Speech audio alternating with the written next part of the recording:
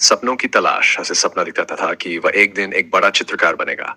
उसके कमरे की दीवारों पर तरह तरह की तस्वीरें चिपकी होती थी। उसके पास बस कुछ रंग, एक पुराना ब्रश और दिल में अनगिनत सपने थे।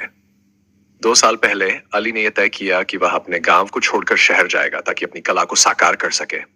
उसने बहुत मेहनत की, कभी दिन में पार्ट टाइम नौकरी करता तो कभी रात को गली के कोने पर तस्वीरें बेचता।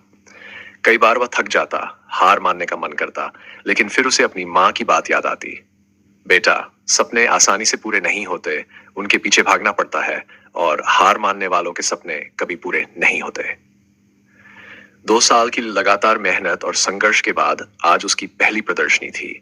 उसके रंगों की खुशबू, उसके जज्बे की चमक और उसके सपने की हकीकत अब सबके सामने थी। लोग उसकी तस्वीरें देखकर हैरान थे। अली की आंखों में आंसू थे, मगर ये खुशी के आंसू थे। आज उसने जान लिया था कि सपनों की तलाश का सफर मुश्किल जरूर होता है, लेकिन जब सपने सच होते हैं तो हर दर्द, हर कुर्बानी और हर मुश्किल खूबसूरत लगने लगती है।